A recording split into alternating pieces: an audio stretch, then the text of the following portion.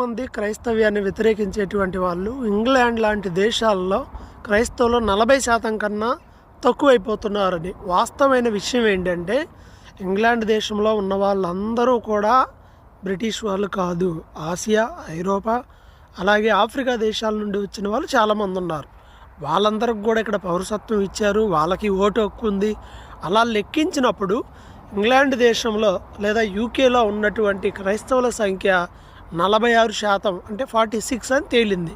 దీన్ని బట్టి అర్థం చేసుకోవాల్సింది ఏంటంటే తగ్గిపోతున్నారు అని మాత్రం కాదు, కానీ బయట దేశాల నుండి ఎక్కువ మంది ఇక్కడికి వచ్చి సెటిల్ అయిపోయి వాళ్ళు ఇక్కడ వాళ్ళ పండగలు, వాళ్ళ ఆచారాలు, వాళ్ళ మతాలను వాళ్ళు ఫాలో అవుతున్నారు. ఇది అసలైన నిజం. బైబిల్లో మాట ఉంది, భూమి మీద సూర్యచంద్రులు ఉన్నంత కాలం భక్తులు ఉంటారు. ఇంగ్లాండ్ ఎప్పటికీ క్రైస్తవ దేశమే. జనాభా వీళ్ళు బయట నుండి వస్తున్నారు, అంతకు మించి వేరే అయితే ఏమీ లేదు.